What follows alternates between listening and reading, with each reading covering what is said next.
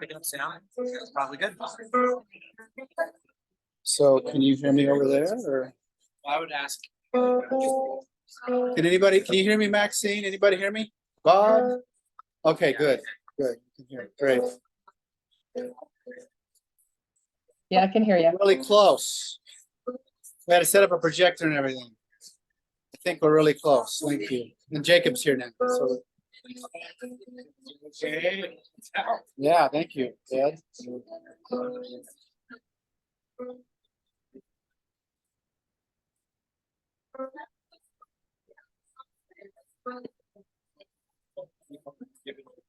That'd be great. And you can come up here. I'm going to welcome everybody and turn it over to Jay. Just a few things. There's actually a bathroom in this corner. There's a bathroom in the hall. There's one downstairs in the hall. Okay. And we love having Think Again and Faith Again here, and we love kind of people that come to these places, as we really relate to everybody who's trying to make things a little better. And everybody that you have come here, I think, is in that category. So thanks, Jay, and Mike. You are so kind, Ed. And you already told him the restroom thing? Yeah. Okay, sorry. That was... Yes. These Here two we dear are. people. Good to have them here. Good to have all you here. So it looks like there's maybe some chairs closer. If you way in the back want to be closer.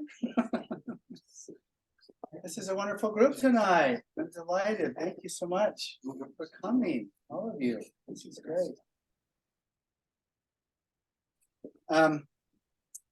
Okay, so hopefully I went through all this last night at home to set up because I didn't have a lot of time to set up here beforehand. So hopefully it's working. Those on Zoom, please let me know if it's not.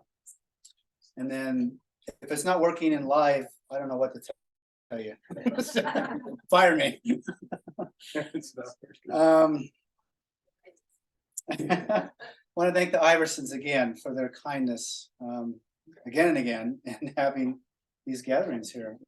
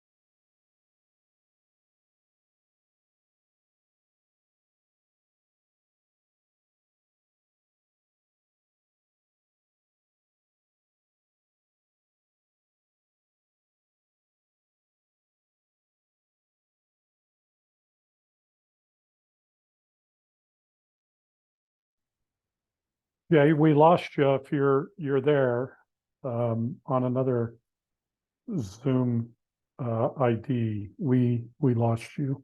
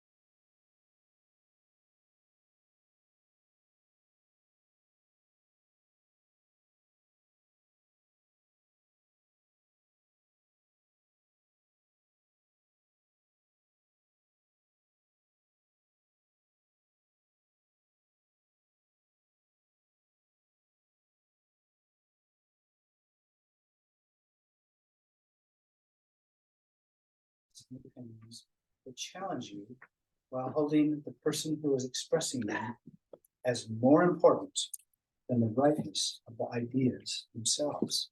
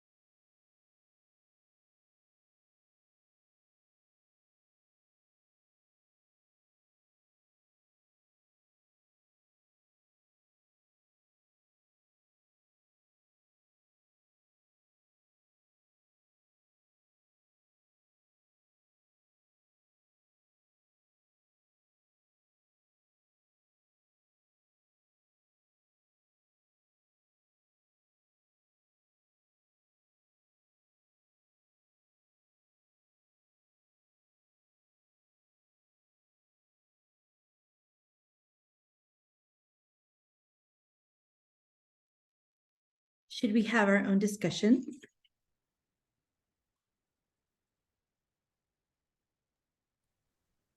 Hi, Jenny. Yeah, we ought to, I guess. Sounds good to me too. Hey, everybody. I'm sad because I prepared a presentation about Lavina and I'm not gonna be able to give it. Oh, let's do that, Maxine. I think that would be great. If anybody needs, there'll be opportunities to take notes and things, and if you want a pencil, we got pencils in a purple hat. So, maybe have that. Great. Yeah.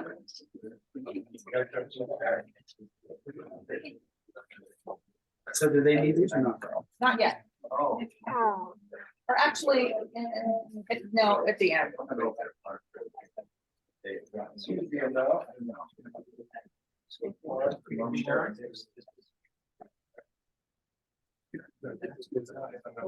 Yeah, sorry.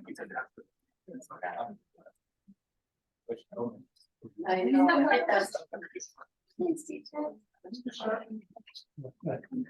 You got some more, Jay? Oh, thank you. I hope we have enough. Yeah. Anyone else need one? We have more. If you're sharing and you don't want to share, we can give you. Raise It's your nice to hand. have one for yourself, who's gotta have one, but. Yeah. Yeah, we're connected. I'm just making myself on and I'll send this there. Thank you. You just activate it. Are we good? Great. Where do you want That's a these? small ask. Happy to That's do your it. will. Maxine is asking if we want her to do the intro for Lavina. No, Okay, that's at the end. pardon Oh, me? at the end. She was the Of first. course, you could, these are yours forever. This is mine forever. Yes, these things, parting gifts too. Thank you. So does everybody have a pencil and a handout? Okay, great.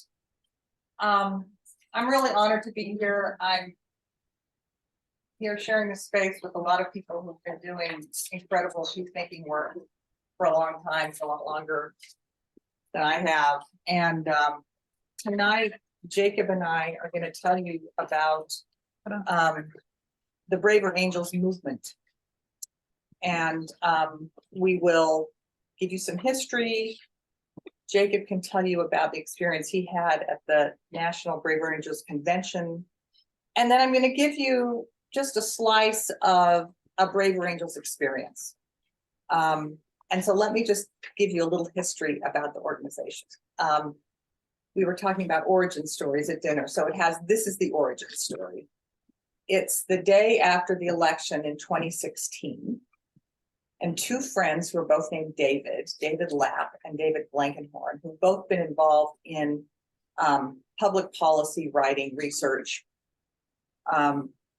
issues around politics and families. One, David B is liberal and David L is conservative. David B lives in Manhattan. David Lapp lives in rural Ohio. And so they call each other up the day after the election, and David Blankenhorn says, in Manhattan, it's like at a funeral here. It's like, you know, it's unbelievable, the gloom and the doom that's going on here. And David Lapp says, here in rural Ohio, people have never been so energized. It's like a party. And they say, we've got two Americas here. What's going on? Let's figure out a way to get these two sides to listen to each other in some way. So they call up their friend, William Doherty, who is at the University of Minnesota, who's a couples and expert in couples therapy. And they say, we would just like to get, you know, 10 Trump voters and 10 Clinton voters in the same room together, you know, maybe a weekend of workshops and actually listen to each other. Is there something you could design that could make that happen and have it be productive? And so based on principles of getting family members who are in crisis to talk, they had the first, what was called Braver Angels Red Blue Workshop. And this is, you can actually see, there's a documentary about it. You can see it online. And they were really excited about it. And so that's when the movement began. And since then, they have created they have workshops, they have events, they have scholars, they have public policy people. And when I heard about this group, I think it was like 2018, they started in a big bus, and they were taking a bus around one summer around the country during workshops. I said, please come to Utah. And they said, we'd love to come, but we don't have enough money yet. And then by the next year at the national convention, they had enough money and structure to start volunteer organizations in every state. And so that's when I started getting involved. And I'm right now the Utah State co-coordinator. This is on the state level, it's all volunteer. I'm a high school English teacher. And Braver Angels also does an amazing job of at every level of leadership, having someone who identifies as liberal and someone who identifies as conservative. So I am co-coordinator with my friend Casey Jorgensen, who is conservative. And it's volunteer run, and moderators are volunteers who've been trained. You know, I've been trained as a moderator. I'm not a professional moderator, but they've made these workshop experiences in some ways simple enough, but also with important guardrails for civil conversation that I have found really helpful. So we'll go through a little portion of one of those workshops. But Jacob, who was at the Braver Angels convention, and you covered them for the Deseret News, and it was in Gettysburg this summer. Tell folks about it. Yeah, it's great to be with you all. I adore this J guy over here. It's the only word, that's the right word for it. It's been very, very dear to me for a long time, and a lot of you have been. So the first Braver Angels convention I went to was in St. Louis, and I showed up late. And the thing that I noticed that hit me most is they always do everything half and half, liberal conservative. And I walked in and everybody was laughing. Not just the polite laughter where you sort of titter and like you're politely trying to laugh.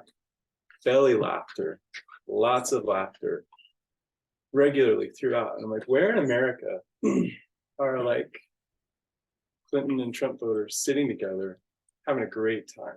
They were really having a great time. And that was the first thing that really stood out to me. Like, there's something really special about this. And of course, the research behind the Braver Angels approach is not all that complicated. When you get people together and they spend more time together, they start to hate each other less usually. They start to humanize each other usually. which shouldn't be rocket science, but so this Gettysburg event was very similar. It was just really delightful, sweet, affectionate interactions for days, right? That's what I love about it. In addition, they have something called Brave Angel debates that they do on campuses. And I've never seen anything quite like it. What they have is a moderator that everybody speaks to. And so they'll have a very, very difficult topic. They've done debates on everything that we're not supposed to talk about. And each side addresses chair, Right, Madam Chair. yes. And because you're talking to someone who's not those people, it actually like changes the psychology of everything. And you kind of have to speak through someone. And when you're listening, you can listen to a Brave Angels debate online. But the thing that I notice every time I sit in one is I'm a mindfulness teacher, and you can tell when people are paying attention and you can tell when they're not. Like I taught a mindfulness class to a group of men during the pandemic on Zoom, and it was awful because I could tell like you just couldn't feel like anybody was paying attention. Your Zoom events are probably like that, John. Does anybody turn your screen on? But at these Brave Angel debates, everybody is listening so carefully to the people that they disagree with, which is very different than the sort of typical debate where you're like, okay, I'm going to get ready to say the next thing that proves those stupid people wrong. They're really beautiful. So I think Brave Angels is doing more than virtually any organization to kind of lead the way. That's why our Governor Cox spoke in Gettysburg. And that's why Elder Corbett came. And the church has been really, the Church of Jesus Christ of Latter-day Saints has been very interested in what they're doing. Last thing I'll say is Governor Cox spoke on Monday, briefly at the Capitol, at an event on dialogue. And he said that he has become more optimistic and more pessimistic at the very same time as he's been trying to do more of this. He's leading an initiative at the National Governors Association called Disagree Better. He said, what's happening in America is unsustainable. Experts keep telling him that. Like, we are showing all the signs of a failed state. Like when you study what happens to failed states, we're showing all the signs. And then he said, this is going to go one of two ways. And I'm going to try to quote him exactly. He said, either we're going to learn to stop hating our fellow Americans, or we're going to start shooting each other. That's what he said. And it's not even a theoretical possibility of shooting each other, right? That's happening more and more. So I do think this is urgent. And the governor likes to say this is the most important work we can be doing. I kind of think he's right. Because if we can't talk across differences, what else matters? Like, we can't talk about any of the issues we care about. We can't work through things, not in families, not in our community. So that's why we've designed tonight to not be a big spiel, to be a lot of interactions, starting with this depolarizing workshop. And we would like to hear from all of you throughout the time together. We're going to end around midnight. Is that what we're doing? It's going to be like a slumber party. Bring that out. No, we're happy you're here, but we do want to hear from you throughout. Yeah, So absolutely. Great. So the very first workshop that they designed was this red blue workshop where reds listen to blues and blues listen to reds. And then as time went by, they're also thinking, gee, maybe before even the conversation with the person on the other side, you need to think about your own, you think about where you are yourself. How polarized are you within? Okay. And your circle of like-minded people that you hang out with. What can you do to help yourself become less polarized? And so the things we'll do tonight are from a workshop called Depolarizing Within. And you can take the whole workshop in December live in Salt Lake. I'll tell you more about that later if you're interested. But let's start with these 6 questions that are on the first page. And again, we're starting with ourselves here. And so I will read the question and then you circle the appropriate answer. How often do I find myself thinking about those people on the other political side without much regard for the variation among them?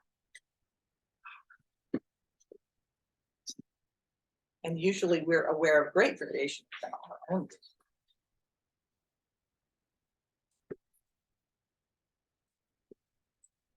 How often do I find myself assigning mainly self-serving or negative motives to the other group, and mainly positive motives to my group?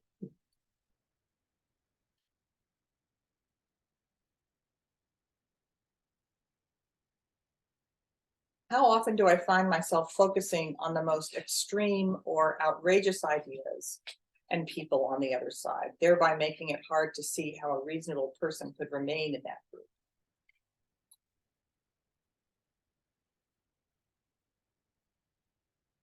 How often do I find myself comparing the worst people on the other side with the best people on my side?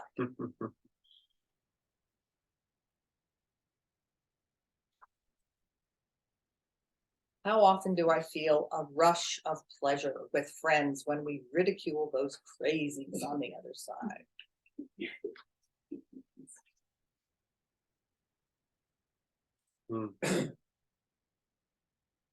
And finally, this little graphic is hard to read, but this is the sort of journey of depolarization, and I'll ask question 6 in a second after I explain this to you. So you see on the left side,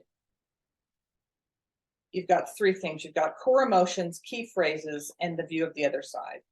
So the most polarized position we can be in is the other side are our enemies, okay? And that other side, they want to harm the country, okay? And our feeling is really hatred. Then moving a little less, they are deplorable. They're ignorant and they should know better, okay? And that's disdain. Next one, they've been duped. They're well-meaning, but they've been fooled, and that's pity and condescension. Next, they have something to contribute, some valid points, though their overall perspective is flawed. Then you're moving into the world of basic respect. And then finally, they have a lot to contribute, an important perspective, even if I agree with only parts of it. And that's respect and appreciation. So which of those emotions, hate, disdain, pity, basic respect, or respect and appreciation, is closest to my overall attitude towards the majority of people who support the other side?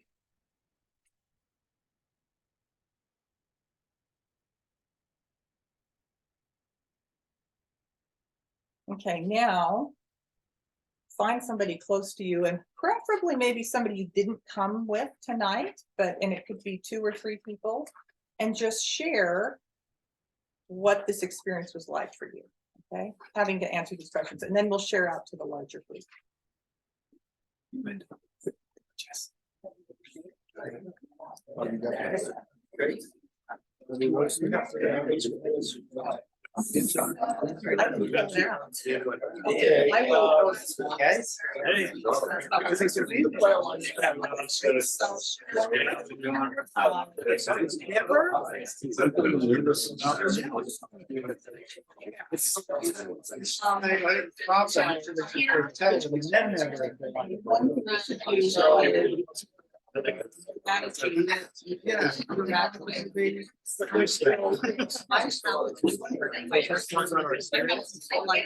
I guess you wish I have some story to say about that. I know it's there's a lot to say. Once you read it, talk about those things.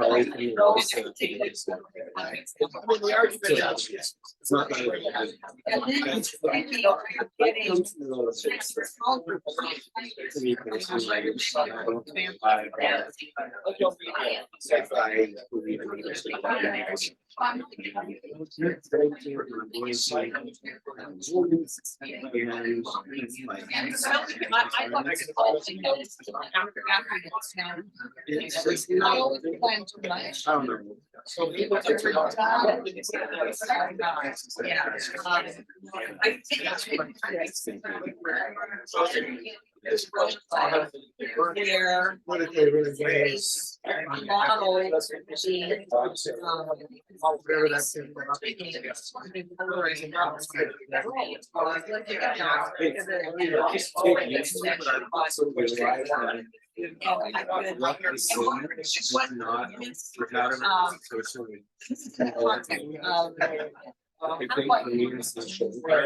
Because if that's the case, one of the things is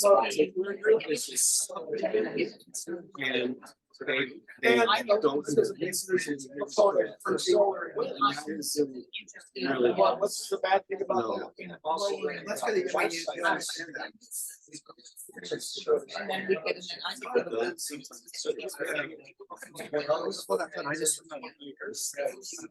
I could go. You know what that is? Yeah, if it is. I think it's another something. Are you? I don't have it set up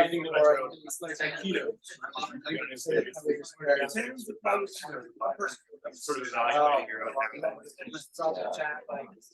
For me, the one that resonated most.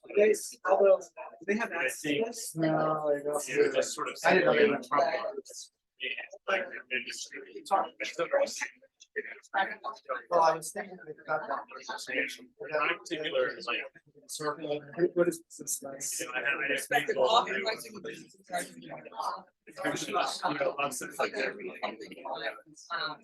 Yeah, you know, everything that matters most about. I have found College, you know, I think it's sort of like. I'm so sorry.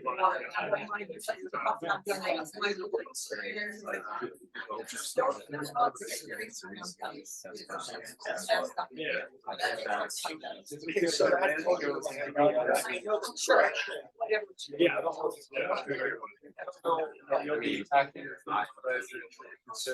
Yeah. Or do you? I was my first factor is.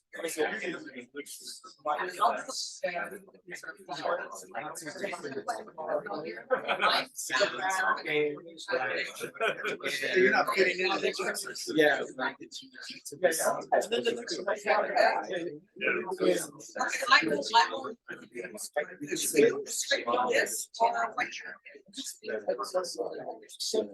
Showers.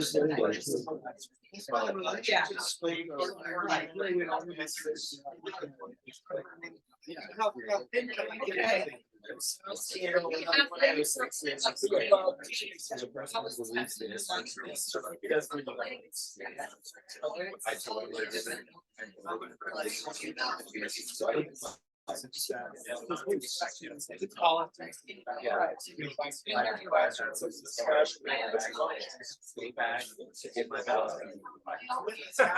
It's like, first off, it is my constitutional right to vote. I want to vote. In some aspects, I Concerns for their health, but also. Okay. over the years, I've realized that.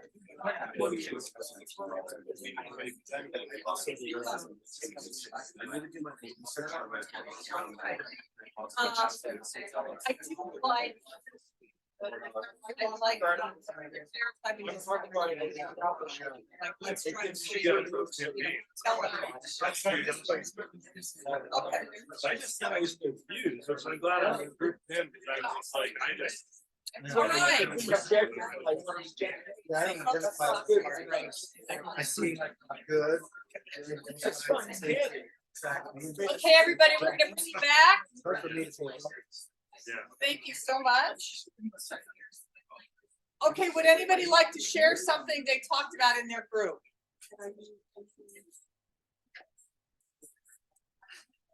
I'll share. Yeah.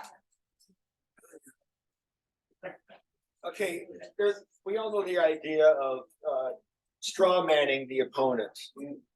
Okay, the opposite concept is to steel man your opponent. Let's steal with the double A. So where you take on the role of a position that you don't personally hold, and you make your opponent look as strong as he possibly can be, you steel man him. So that's something that I've been doing in my life. It doesn't mean I necessarily agree with my opponent, but it's valuable to me to have the opponent's words come out of my mouth in a way of persuading me to consider the opponent's position more strongly. At the end of the day, I might discount much of that, but it's still helpful to a steel man. So when you're speaking with your opponent, you're repeating back what he's saying. And he's doing, to me, he's taking my role, my personally deeply held role. Yeah. And he's steel manning me. Uh-huh. In the best possible way, in the strongest argument. Yeah, Yeah. it's not just mirroring, strong. it's trying to Mhm. put yourself into that. So again, he may not agree with that position, but he's taking on the role. It's a little bit like perhaps being an attorney. I don't know. An attorney has to take the role of his client. So in this example, we're each other's client, Nice. we're each other's attorney. So to speak. Representing. We're representing it. Did I hear you say though, that hearing it come out of my own mouth changed that there's something psychological going on there? Is that what you? Yeah, that's right. To hear myself take the strongest position of my opponent's view. Right. And have those words come out of my mouth takes me in the direction of being persuaded more than hearing my opponent have his argument spoken in his words to me. And something psychological. Yeah, there's something psychological. Again, at the end of the day, I may not have changed my mind a lot, but I've changed it somewhat, and I'm more compassionate to his view. And in some cases, I may have reversed my view. Or I may have taken a more neutral view. Like, yes, his view is valuable, or valuable in these settings, say, ABC, but not DEF situations. Thank you. So again, in a nutshell, just hearing myself speak the words of the opponent's argument, even though it's a mental exercise, even though we may be role playing for an hour, it's good to hear myself take that position. Yeah. Cool. Yes. Actually, I didn't even share this with my group, but just as I'm sitting here thinking about this and taking this in, I think that on a one-on-one basis, when I meet somebody and we talk, I think I'm really, really good at being able to understand where this person came to, how they feel about this, because I really, the more I'm a coach, the more I work with people, the more I just believe that people come to who they are, honestly. They just do. It's harder for me systemically. And that is where my biggest questions come of how we do this in a pluralistic society. And one of the questions on my heart, whether it's now or later, I would love to address this idea of the paradox of intolerance, where in a society, there's this theory that if we are to maintain a tolerant society, we have to be intolerant of intolerance. And that gets to be really sticky. That's where I find myself a lot. Because when I get personally fired at, it's not typically against a person, but it is against systems of power and how they can hurt people without the power. So I still don't know what to do with all of that, but that's what's on my heart. Yeah, thank you for sharing that. Is that what you mean when you say it's sticky? Because sometimes intolerance feels like the right response. Absolutely. Yeah. In some ways, there are things in this world that we need to be intolerant of. We shouldn't tolerate. Exactly. But I don't want that to be directed to any one particular individual, because I can always tolerate where a person is coming from. Yeah, well said. Thank you. That's why she's a good coach. Anybody else? Yes. Our group liked question number 4, where you oftentimes think of a person on the opposite side of your point of view, the worst ones, okay, the worst, and yours and the best. And so we found ourselves polarizing just exactly but both of us, when we talked about this, we wanted to be, we're enlightened, we're way over here. You know, we would never do that, but then when you ask that, well, sometimes I do that. Yeah, yes, I can always find. no, go ahead. I was thinking about a book on childhood trauma written by Oprah and Dr. Bruce Perry. Oh, yeah, that's a good one. And they offer this book is called What Happened to You. And they offer that as a really valuable, better question to ask them. So often with trauma victims, we say, who have experienced trauma, they say, what's wrong with you? Because your response doesn't make sense. Having this alternative, it's never enough to just be told that something doesn't work. You need something to replace it with. And better than fear and anger, much more delicious to our brains is curiosity. If we can turn that question, what's wrong with you, and we feel that in ourselves, what happened to you? What have you experienced that's like truly that's so powerful and so hard to do, and then how do we do it systemically? I think we want to play. Absolutely. Delicious to the brain. That's paraphrasing Dr. Jesse Lewis on finding anxieties and Yeah. talking about curiosity being a better offer to our brains. Yes. You talked about it, I said that I don't know how to have these conversations across these divides when I believe that the other person's opinion is based on pure misinformation. And I don't know how to have that conversation, especially when I can take something they said and Google it and find the source and believe that source has no evidence, right? And so how do you have those conversations when the factual basis that we're all talking about is so different? I have a response to that, which is not necessarily that I think it's going to always work, but Bill Doherty, the guy that is one of the founders, who himself is a therapist, his feeling is that you will never in the short term convince anybody of anything based on fact. That the conversations, if you start dueling facts and research, it's not going to get you where you want to go. And that kind of boggles my mind. But I'm just, it's very interesting by putting it out there. Yeah.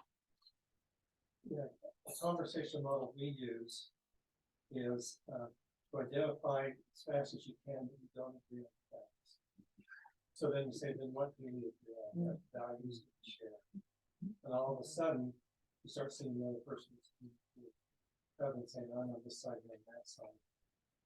That you really can't have I mean, you might tolerate something and you might listen to somebody else, but if you come from two different narratives, nothing's really happening. It's all I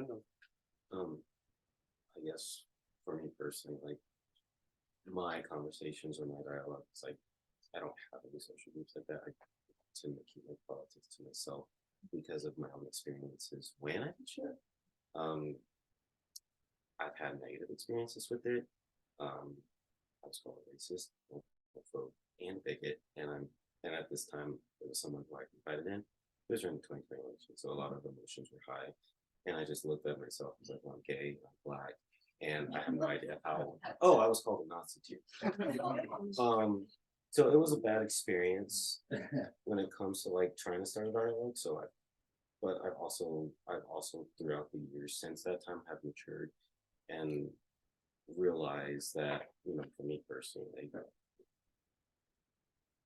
I have to respect that person. You don't have to interact with that person. A lot of bridges have been burned as well. And sometimes that has to be the case for your own well-being and stuff like that. Matter of fact, me personally, I'm at the point right now. It's like, is it really possible to talk to them? Say, can we even have a middle ground without the name calling?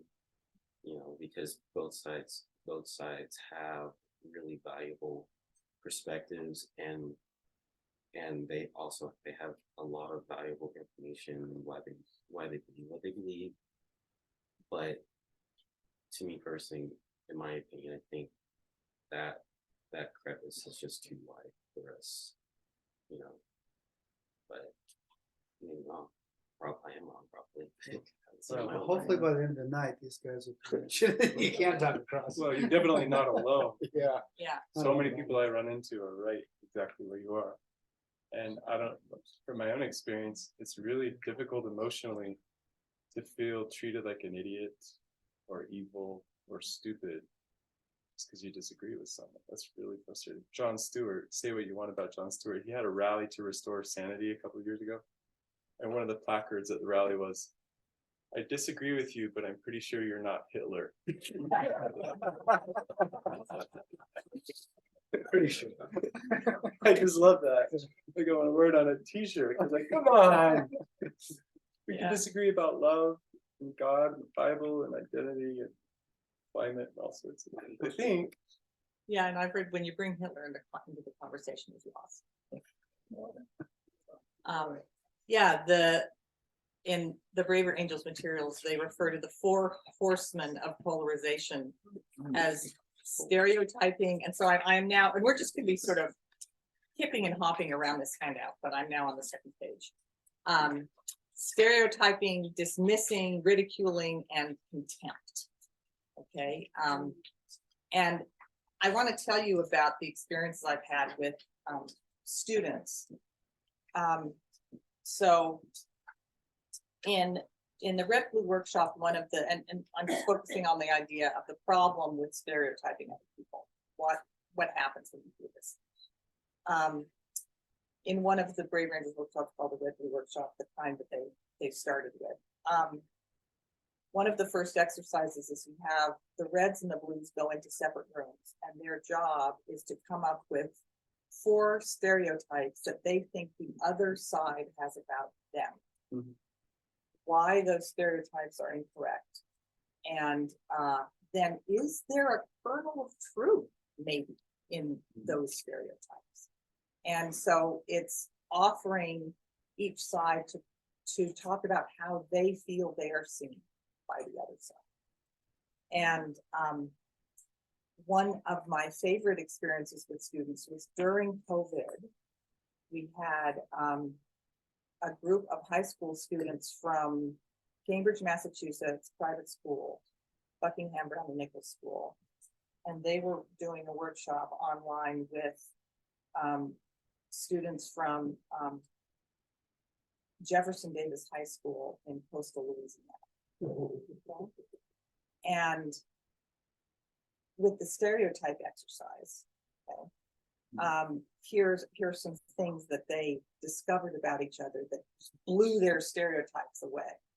The kids in Louisiana, at one point they're talking about things that are important to them, and one of the blue kids said their religion and the Bible is important to them. And the kids from Louisiana, I didn't know any liberals were religious at all. And the blue kids realized that all the students in this group, their families depended on the oil and gas industry. And so did their communities, and so did their whole region. And they realized that, oh, if fossil fuel industry shut down tomorrow, these folks would be in a really hard place. And so those are the kind of stereotypes that got burst. Jacob, tell me the stereotypes that you think blues have about reds. Give me 4. That liberals have about conservatives. That liberals have about conservatives. I mean, they're right here. I just need 3. Yeah. Yeah, you did. Totally. Does this ring true to you? Yeah. Okay. Yeah, they're all right here. Anti-immigrant, uncaring, homophobic, anti-woman, anti-science, Bible thumpers. Yeah. And racist, don't forget racist. Cold-hearted.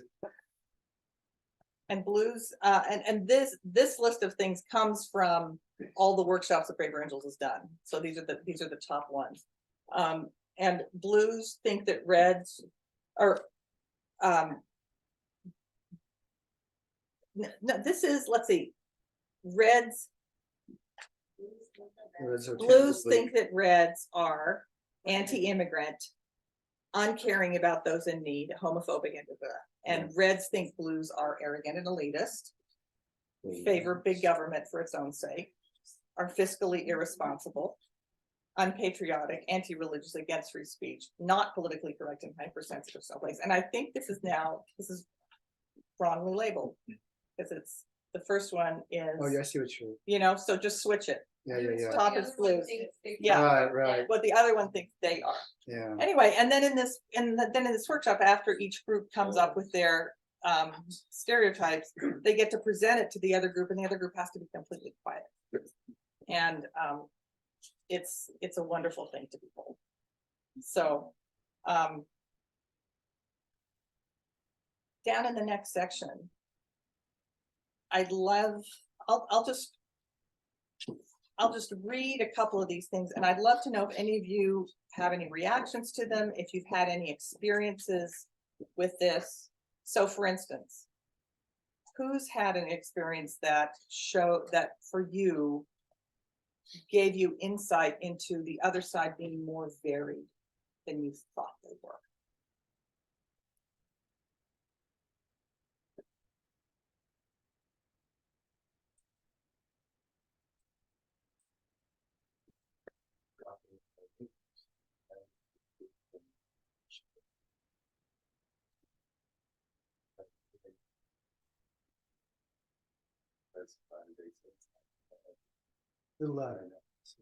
If I knew any members of the Church of Latter-day Saints growing up in Michigan, suburban Detroit, I didn't know I did.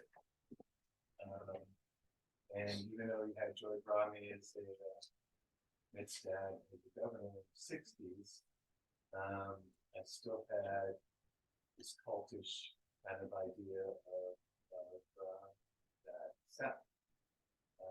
So just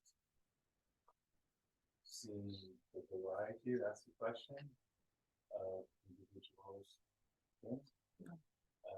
Just talking with my neighbors, talking to people, and share things, intellectually, you know, people, family members, or the people. Some variety in there. Just goes the figure.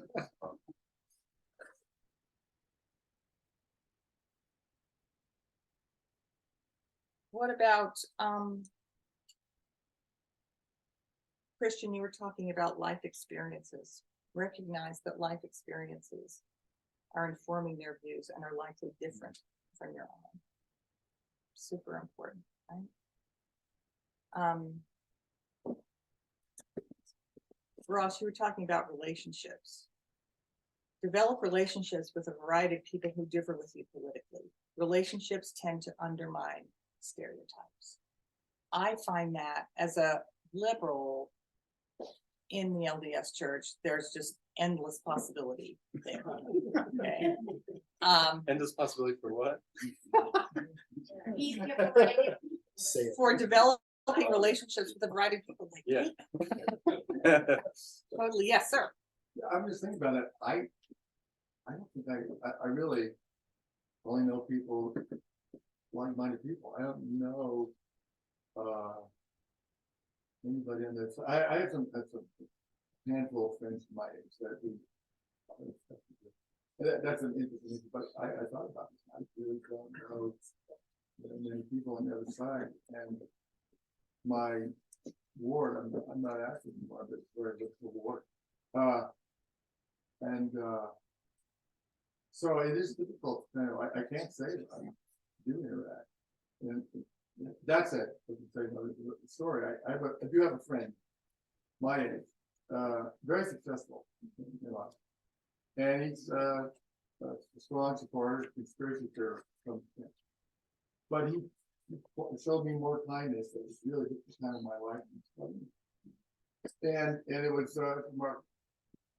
As we've talked, one thing he did mention to me, he said, he liked talking to me about this because he had a very hard time talking to family about this. Disagree with him. And one thing we did was we decided to make a bet on the direction of inflation.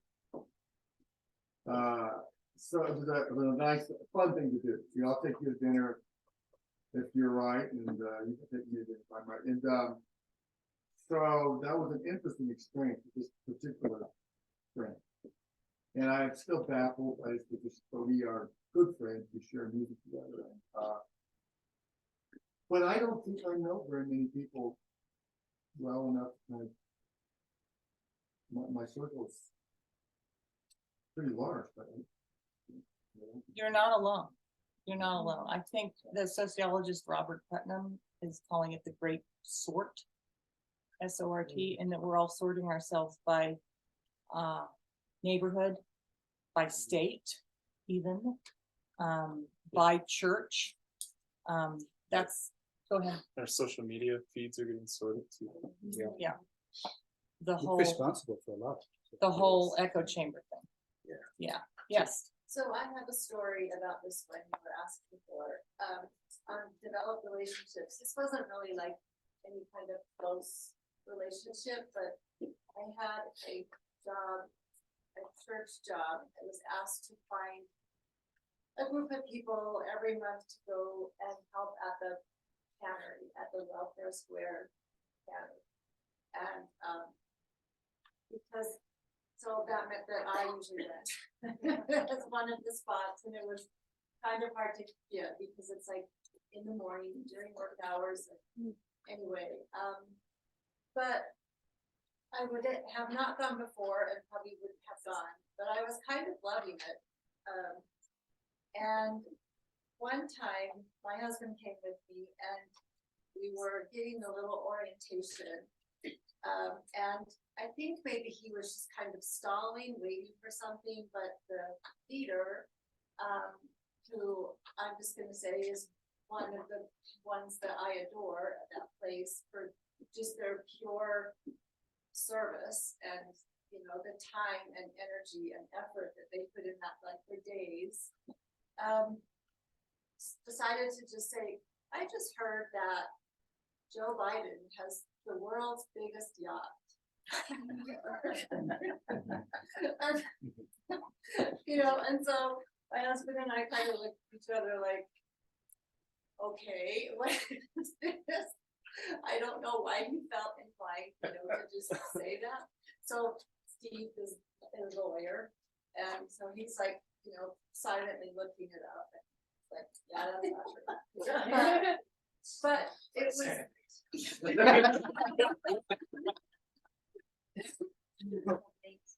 You know, I mean, it's just such a weird thing and such a, you know, not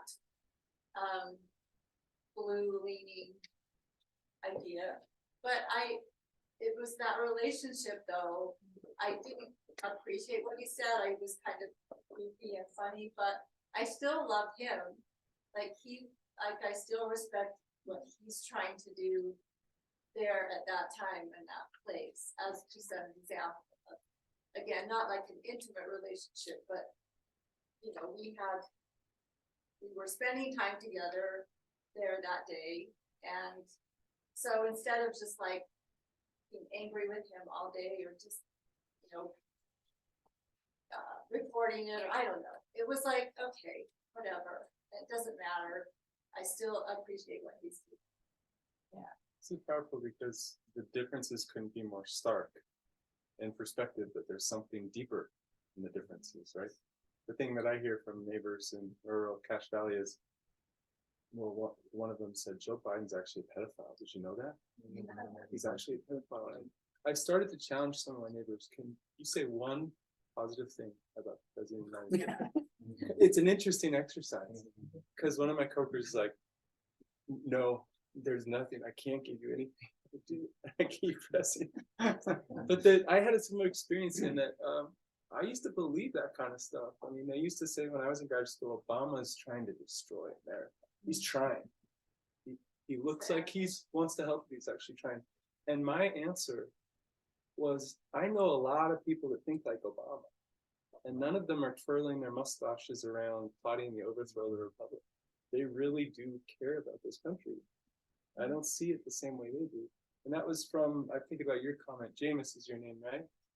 Thank you for the guitar. I didn't used to know lots of liberals until I went to graduate school, and I was surrounded by them for 5 years. In my second year of graduate school, my brother died. And I got the call from the hospital in the computer lab when he used to have to talk on the phone, hold the phone. And my super liberal lesbian classmate was the only one in the computer lab with me. And I got the call that my brother was being sent home. The doctors had given up, and she just held me, and I just sobbed with her. And I found when I fell in love with the liberals, like they like to say, not romantically, but like I was just surrounded by people that didn't see the world the way I did, and they adored me and I adored them. Like I came back home to Rush Limbaugh rhetoric, and I just couldn't stomach it. Like, well, that's not true. But I still disagreed. So it's this interesting combination of we can disagree sharply and adore people. That's my one little poem about this, is that the scale kind of presumes that you get to a level that you just respect, and almost like the highest level. Some of the people I adore the most, I still think their ideas could be even dangerous. That's me. He Yeah. thinks I'm dangerous. Jay thinks some of my ideas. There's something you can hold there, right? Where you might not tolerate their ideas, but might totally love their. I had a crazy 48 hours in 2016. I went to DC, so I was raised conservative, very conservative. I think I've always been had kind of a moderate part. Could listen to other people, but definitely had ideas about those lefties, right? And that started to shift a few years before this. But in 2016, I went to Washington DC for Women's March. I was just meeting up with a bunch of women there. I didn't know really where I fit completely. I knew I wasn't quite fitting the conservative buckets that I once did. Wasn't sure where I was with the liberal buckets. But I'm like, well, while I'm here, I may as well go to an inauguration, because when am I going to be in DC over an inauguration again? Happened to be Trump's, would have been my first choice, but I was there. So it was a very interesting 48 hours, because one was one day after the other. And when I walked in to the inauguration, I didn't have a seat, so standing room only. So I showed up really early, and I was surrounded by these people who were so energized by Trump, who had driven across the country to be there, who, just really excited and happy, and got to know people, had some great conversations. We were standing there forever. And then as soon as the proceedings started, and it started with like a video about this beautiful idea of the peaceful transfer of power, going back to our early history. And I was feeling so inspired. And then people started coming out and started introducing Democrats. They started introducing the Clintons who were in attendance. And the people around me turned into rabid, like, just, it became like you were on a sports team vilifying the other side. And I was just like, hey, who are these people? Oh, I was really happy to be part of this. And then I was just kind of like, I'm not here. Like, it was really alarming. I thought, okay, that's it. I've changed sides, and I'm going to go tomorrow, and I'm going to have my people at the Men's March. And I got there, and I got out of the subway, and there were some chants and things going on. I mean, it was a madhouse. Like, it took me 45 minutes to get from the train just to outside the subway. And I was almost in tears by the time I got out of there, because of the vitriol on the other side that is happening around me. And I'm like, I belong nowhere. This all sucks. And then it was like bookending it. Once the march started, and I started seeing people's signs that in large part were very inspirational. Very inspirational. I started seeing things in quotes from people that I'd grown up vilifying, that I was like, oh my gosh, that is such a beautiful quote. That is so inspirational. And I ended the weekend on a high of inspiration that we could be there and engage in the process this way with the protest. But it was very confusing. It was a lot for me to hold, but I felt like I belonged to nowhere. Yeah, I still feel that. What she said, I in my own experience, I've come to the realization that they're radical. I believe that they're radical on both sides. And unfortunately, the news shows the radicals on both sides all the time. 24/7. And I've come to my own personal realization that me personally, I feel like I'm conservative, but I think that that's evil and cultures get too but I'm thinking about like the politicians in our government, not saying all Democrats are evil and stuff like that. And I think that's the big important things that we have to like just come to a realization that you'll have moments like that, and you have to find that place within where you can just balance that in yourself and come to conclusions about every person on both sides. The way that I say it is, I've concluded there's two kinds of conservatives and two kinds of liberals. And to use the Arbinger language that we were talking about at dinner, I think there's conservatives whose hearts are at war, and there's liberals whose hearts are at war. And then there are plenty of conservatives and liberals who are exhausted and horrified by what's happening.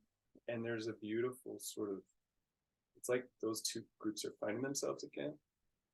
There's kind of new tribes that are forming where it's like, wait a minute. I feel closer to Jay with all of his wild ideas, just tease it, and Erica than I do with the MAGA conservatives. Way more, right? There's like a peace-seeking conservatives and peace-seeking liberals. Carolyn. Yeah, several comments were made. It just keeps coming to me that it is relationship. And I teach conflict resolution, so we often do a diversity exercise, where we have labels up around the room, like your height and body size, your race, your socioeconomic level, all kinds of things, sexual orientation and stuff like that. And we ask a series of questions and have people kind of line up and say, like, what's the first thing people notice about you is the first question. And then the second question is, what's something you struggle with in your life? And people kind of line up, and then people can talk about it if they want, and then what's something about it. And it's so interesting that whenever I do that exercise, people are talking about their differences, but they are getting so connected with each other because we're talking about common human experience. And it came home to me one time, because I've done this several times, and I had a student, liked her fine, but she was like very lesbian, really like outspoken, and I liked her, but I felt difference between us. Like, I just felt like we're different. Like, I don't feel like I can talk to you, like, I just don't know what we talk about. And we did this exercise, and I remember her lining up under one of the signs and talking about how she'd grown up in the LDS church and how important it had been for her. And then she was coming out and all this stuff, and suddenly it was like, oh, I thought that was good. And I understand something about you, and I connected with her on a totally different level. And what we found is so many of the stories of what we struggle with is feeling lonely and ostracized. And everyone. Universal. Yeah, and it was so universal that at the end of it, everyone felt closer to each other, despite the fact that we have highlighted differences and different life experiences. Thank you. Yeah, There's someone back here that had. We'll go Yes, I'm sorry, with all these personal stories, I just want to run do by you guys. And this discussion in this situation in this country does not mean that every time we hear the political thing that we disagree with, that we engage structures, intentions, important, purpose is important, knowing why you want to have this conversation, the conversation partner, knowing why they want to have it, what you want to accomplish it, and not every situation, not every time, and even not every relationship, with professional relationships, is conducive or even profit engage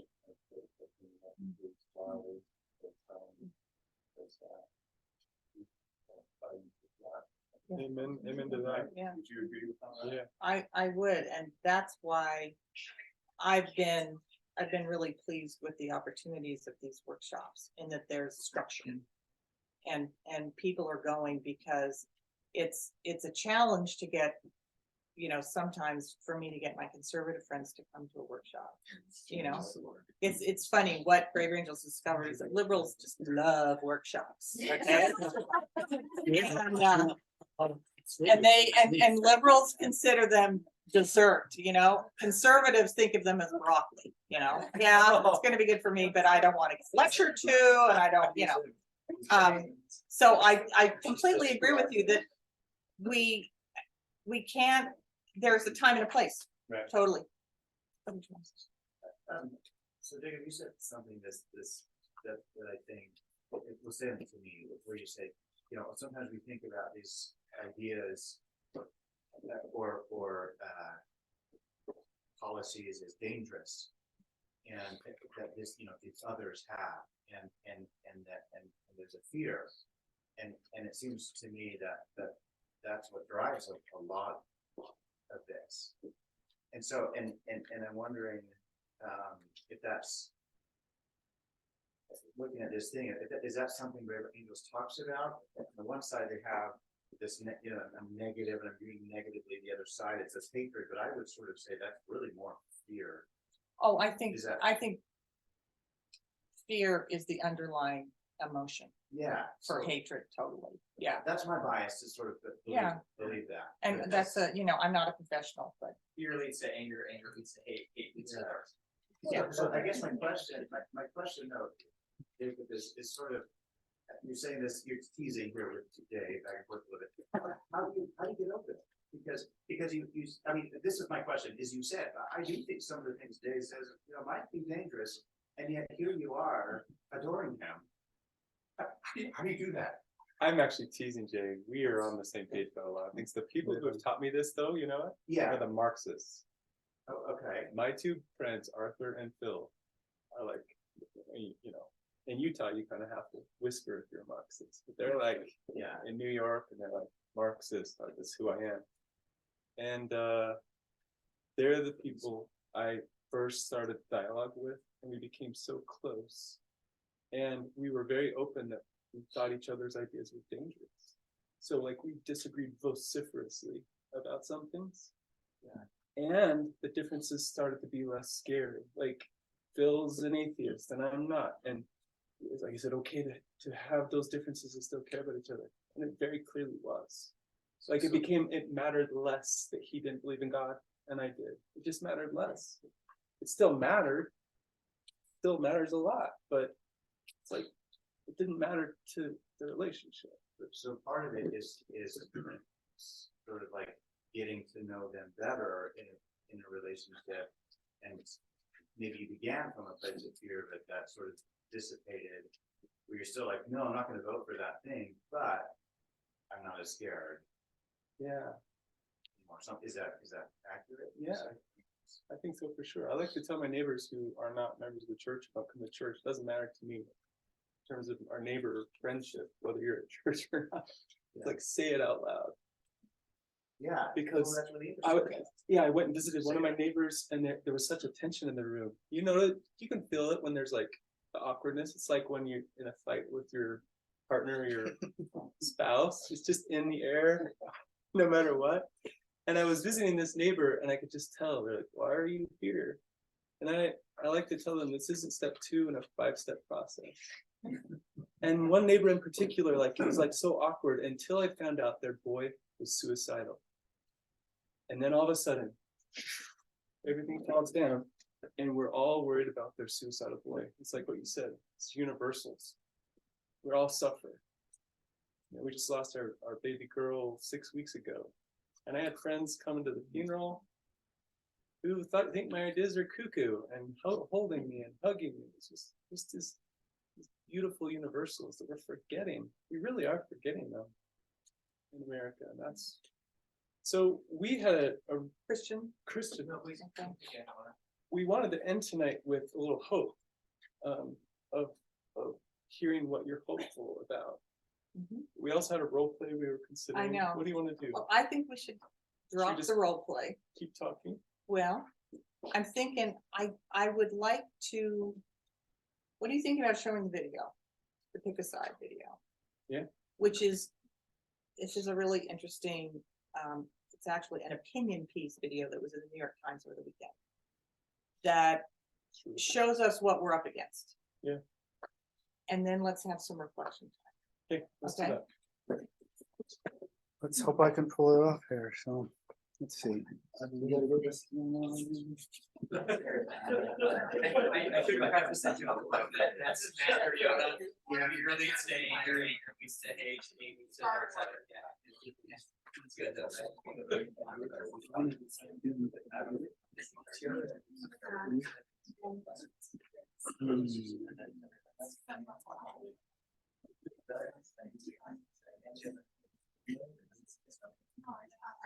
Let's pass out before we turn that on. The cards, yeah. Everybody take a card. Oh, I need to. So I've pinned that here. So that when I play the video, are you sharing your screen? Yeah, but Oh, wait. that Oh, yeah. one cannot You host, just want me to, I so I but I can't can- share that screen. I can. Can you make that Yeah, I host? can do that.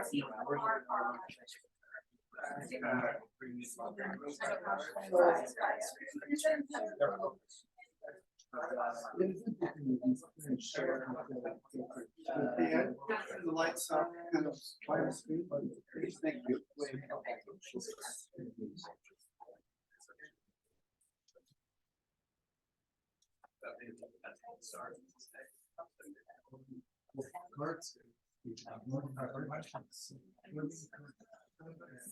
Okay, shoot on there. My wife's doing it.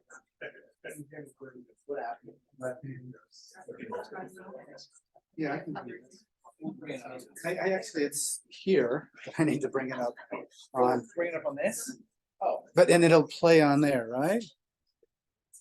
That's how I worked it before. I had actually worked it. Hmm. Oh. We don't.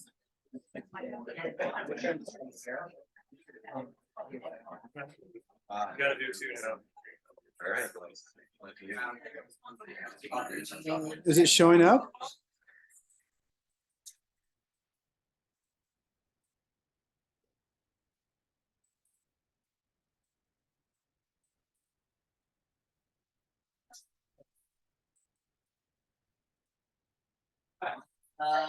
Or do I need to pin this? And not that? That's what I thought. That's what I thought. I made it work the other night where I played it from here and was there.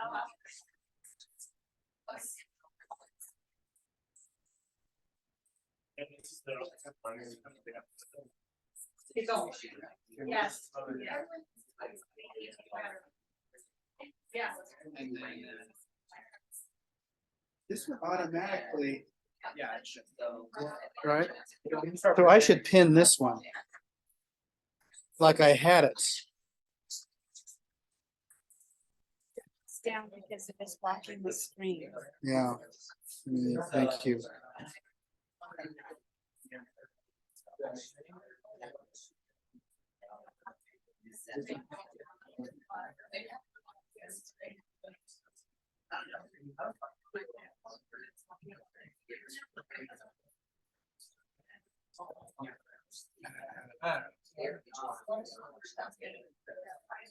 So now I need to share this one.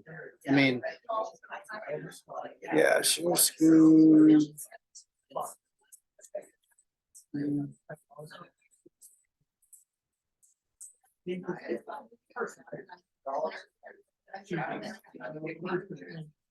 Gosh, why is it so small now?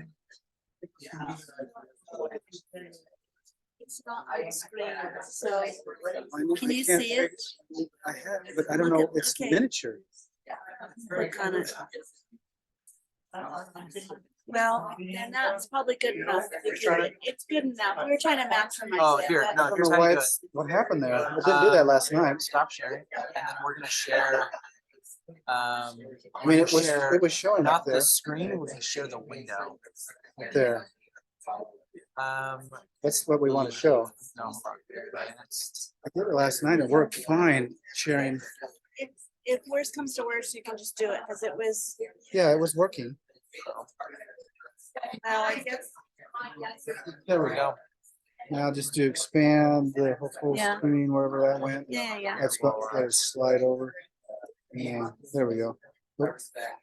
Here, let's slide. Pick a side, pick a side, come on, pick a side. Thank you. Okay, guys, we got it finally. I'll pick this side. But we can't hear it.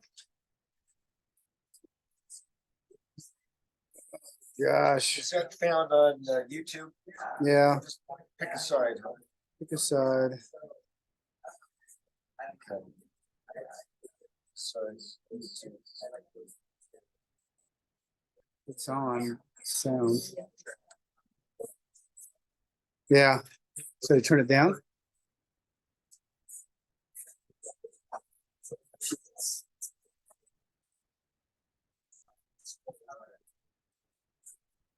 I think Erica's, I just don't think it's worth the time. I was worried this was gonna happen. It's just so complicated to try to do this. I had it working last night at home, but I had little time to set up, and so I couldn't test it I beforehand. just, and this is actually on the resources Yeah, list. So I highly recommend it. It's a 3-minute video and you can just Google "pick a side now" from the New York Times. And they are taking the absolute worst of social media regarding the war in Israel and Gaza and noticing how everybody, something drops in public life and we are asked to pick, we are told we must pick a side now. If we're not, I found that the liberal word is complicit. If you don't pick a side, you're complicit. The conservative word is condone. If you're not picking a side, you're condoning something terrible. So super interesting. So we're gonna reflect. Oh, could I read 2 inspiring quotes? Okay. So I just want to read some feedback that we got from a student Braver Angels workshop we did. And this was like a 4-hour experience for high school seniors, where they were doing the stereotype exercise and a whole bunch of other things. So this is from Dawson, who identifies as conservative. And he said, "I considered myself pretty well versed in both sides of the political spectrum, but I figured that it wouldn't hurt to go to try to understand both sides even further. Given my past, filled with bad experiences, with people calling me racist, homophobic, or Nazi." Hit on the button. Really? I had very little hope for this, although I was pleasantly surprised. I not only strengthened my understanding and saw those who opposed me actually listening a little bit, which is a huge change from what I've been used to. This was a great experience. And this is another person who was in the same workshop, and this person identifies as liberal. "This was a great experience for me. To be honest, I expected to have a panic attack because of how much I feel hated by conservatives for being trans. However, this event was very eye-opening, and I learned that there are only a select few that hate me for who I am, and many want me to be happy. I disagree with how to go about that, but it's comforting to hear that." So Jacob. These are difficult times, and everyone that I meet in and out of the dialogue field is discouraged about it. So I want to share with you why I am hopeful to finish. McKay Coppins just finished publishing a book on Mitt Romney. I don't know if some of you have seen his interviews. And in one of his articles a couple years ago in the Atlantic, he's at the very end of the article, McKay says, someone has to be the guardian of lost causes. This kind of feels like a lost cause in the short term. But I have to remind myself almost everything I believe in and care about feels like a lost cause in the short term. I feel very convicted that this is the future. This is what wins in the end. The goodness and truth and beauty and love wins in the end. I don't think it's going to be in the near term. I think we're going to go through some rocky times. And it seems to me that there's a certain kind of conservative and a certain kind of liberal that continue to be radicalized right now. And they're marching off in that one direction that Governor Cox is talking about. But there's a whole lot of people on both sides of the political spectrum that are going the other direction and saying, you know, John Haidt calls them the exhausted majority. Saying, I don't like this. I don't want to be a part of this. And that's my hope. I do believe as a Christian that there will be a day of peace in the future. And it won't just be all those that believe a certain way. I see it as a day of listening and dialogue and healing. I think we're going to need a long time to heal as a human family. So I have long-term hope and short-term realism.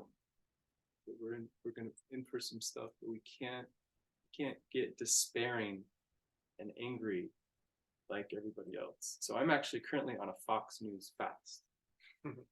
I've decided that there are certain kinds of media that are designed to stir me up and to make me angry and to make me all the things I don't want to feel. And I'm actually just saying no. And I'm just seeing what it's like. And so I tried to replace Fox with the Wall Street Journal, and I quickly found out how boring the Wall Street Journal is. It doesn't fire the dopamine like you just read Fox. It's like, here's another thing to be angry about. Here's another thing to be despairing about. Here's another thing to crave, right? I don't want that. And so I actually quarantine my news right in the middle of the day. And I'm actually trying to read the news, not like entertainment. I found myself with Israel-Palestine troubled that I was treating these personal tragedies like some form of entertainment. I don't want to be that.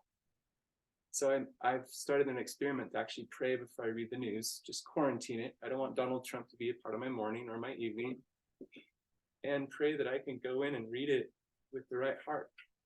I was talking to Christian about this on that. So we can do all sorts of experiments to keep ourselves in that place. But I think as long as we stay in the peacemaker tribe, the future is bright. The people I worry about are the ones who are preparing for war. The ones who are really, literally so angry at the other side that I know people who it wouldn't surprise me in the slightest if they committed an act of violence. And we probably all know people like that. So we don't have to be a part of that.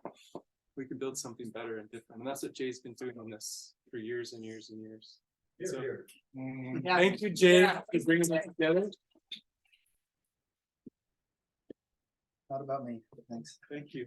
And let's continue to talk and visit. Thank you, everybody. You want to do a reflection on the card? But yes, please write on the card what you're hopeful about. What kind of, Did they get past you? said Yeah, you everybody's wanted- got a card, okay, great, right? Thank you. if there, Something that you're hopeful about. if there's something you're And then we can hopeful just about. put it on the table for other people to look at. Yeah, we thought it'd be nice to Okay. share hope, like in AA, you share hope and strength. My life's falling apart, but I went to AA and I felt there's a reason to keep going. And let me just give you, so we'll do that to end the evening. Put your card on the table and we can look and be hopeful together. Share hope. Yeah, bet. And just a little bit more about Braver Angels. There's coming up in your packet on the last page, there's information about 2 workshops that we have coming up. They'll be held at the Marmalade Library on Capitol Hill. November, and there's actually one Saturday, which is called Family and Politics, just in time for the holidays, that gives you strategies to talk with family. Okay, so That's this Saturday. that's this Saturday, and then there's one in December, Depolarizing Within, that you did a little teeny bit from. And if you're interested, my email is also on that packet. If you're interested in getting more involved, and we do need all the volunteers we can get, and there are all kinds of ways to be involved. So many programs, you can become a Brave Angels moderator, you can help us with Yeah. social media, you can, all kinds of ways, just reach out. While you're filling that out, can I say one thing about Thanksgiving? Riffing off of what Ross said, it's really easy to be hard on our families because they don't talk about the things we want or not talk about the ways they want. Someone that helped me be better with my family was Thomas Jefferson, because he used to gather people at Monticello, and intentionally his ground rule was, we're not going to talk about the heavy stuff. That was what the Jefferson model was. We're going to get together and talk about light stuff, talk about not the things we disagree on. And there's purpose to that. There's purpose to just getting together. My family just talks endlessly about sports, and my wife just rolls around. There's purpose in it, so we can give our families a break. Yeah, Jane had to do that in our family. Our Yeah. kids and stuff come over for family dinner, and it's just Doesn't have to be a heavy. disaster. And she finally said, "We're not going to talk about this stuff anymore." Yeah, but they still come for dinner, and we still have fun. Sacrifice dinner. So put your cards over here when you're done, and we'll just mingle. Let's give these guys a hand.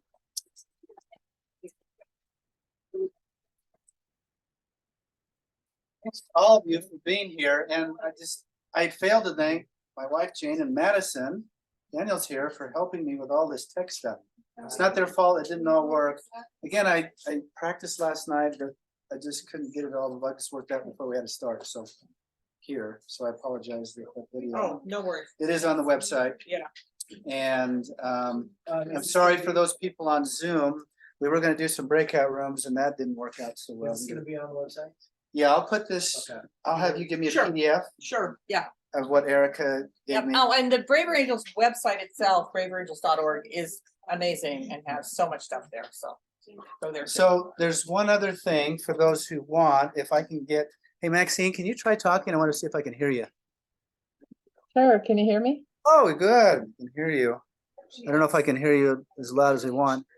So, so Erica had this idea. We lost recently a really beautiful person in the scholarly Latter-day Saint community, Lavina Fielding Anderson. And she was really good at really doing what we talked about tonight. Because I'm not gonna say anymore. I'm gonna let Maxine, because I asked her, because she knew her personally, to talk about her. I'm gonna pin you here real quick. Okay. Can you hear me? Do I need to speak loud or can you hear Really me? loud. I see if we can make it. I've got it up. Okay. I'll see if I can get closer to my computer. I'll just try to talk. Yeah, talk as loud as you can. Crank yours up. Can people hear me okay? Barely. Talk loud. Oh, really? Okay, I'll yell. I'll yell as I speak, because that'll get.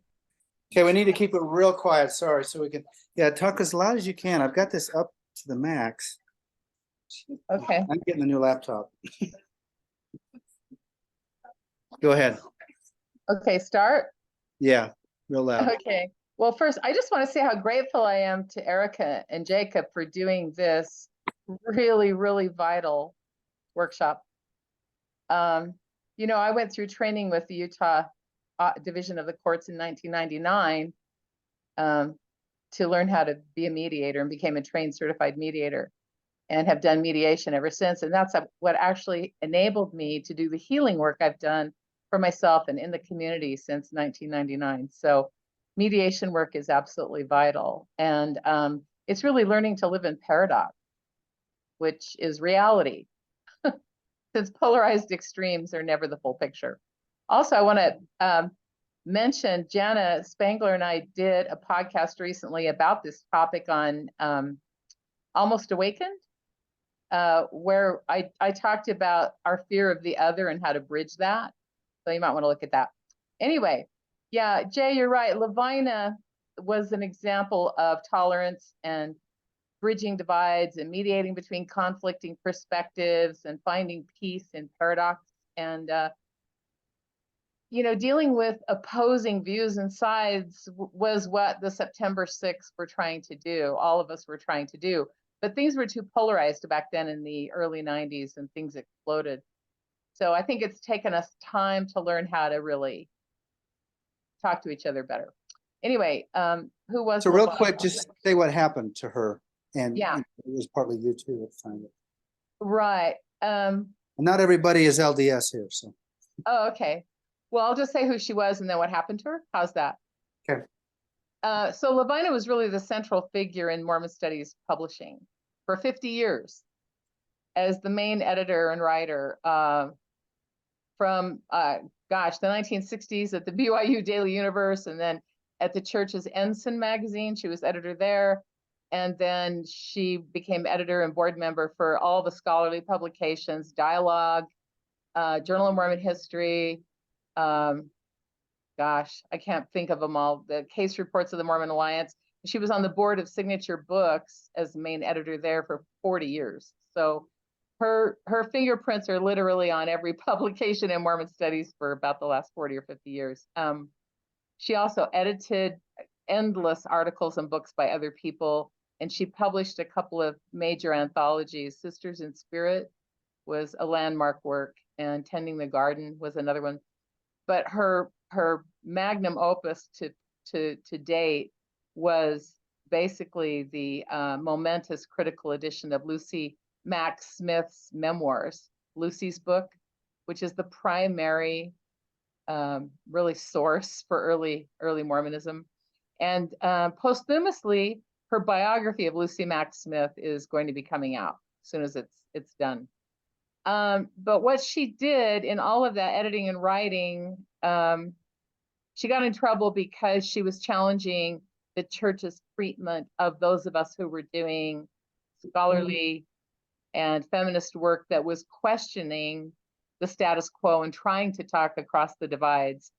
So by addressing that and confronting the church's treatment of all of us scholars and editors, the church excommunicated her for drawing attention to the fact that the LDS Church does not have a conflict resolution system, which I've said for 30 years it needs. I mean, I went through training at UDR and I realized the LDS Church needs a conflict resolution system and policy.